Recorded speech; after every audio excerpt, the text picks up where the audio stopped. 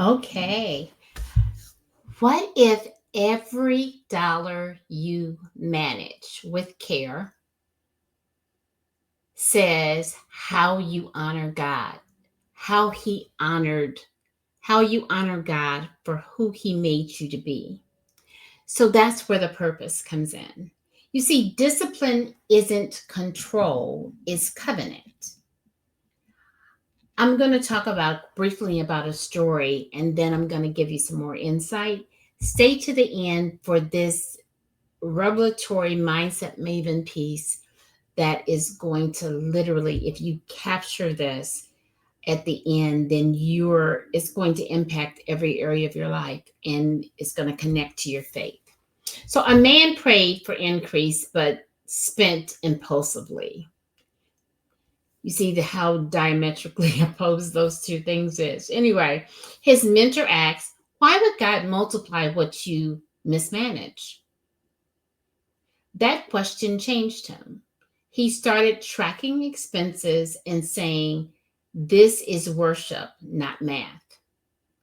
His peace followed and not pressure to be perfect in the way that he accounted for everything.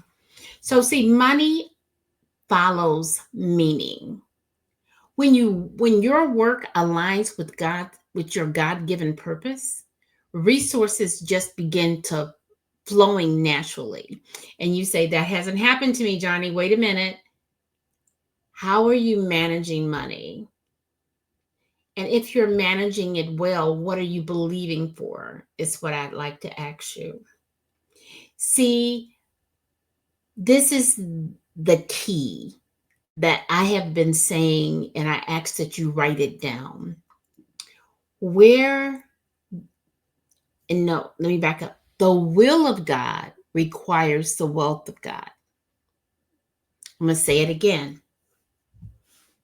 The will of God requires the wealth of God.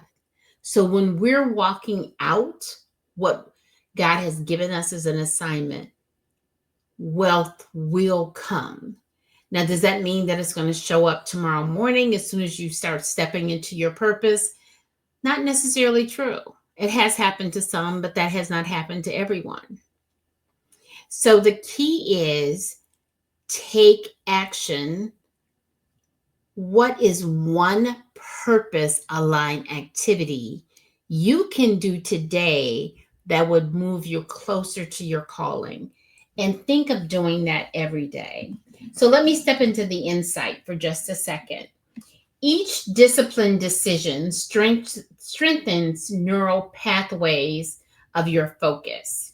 Right now, there are so many things that's fighting for your focus. So remember that each discipline decision strengthens neural pathways in your brain, I want to be specific, for you to focus. Now, Hebrews 12 and 11 says, no discipline seems pleasant, but later it produces a harvest. Napoleon Hill taught, self-discipline begins with mastery of your thoughts. Discipline doesn't restrict you, it refines you for overflow. The reflection or action to take is, what boundary can you set today to show self-respect, to show and align with your purpose? Is it a spending plan, what some people call budgeting? Is it savings? Is it saying no to something that's unnecessary? Do it as a form of honoring your purpose and also honoring God. Your additional call to action is always partly to join the 108-day full challenge, to subscribe to Raise Up Nation for practical faith-based transformation, NeuroChange, and of course, quotes and briefs from me.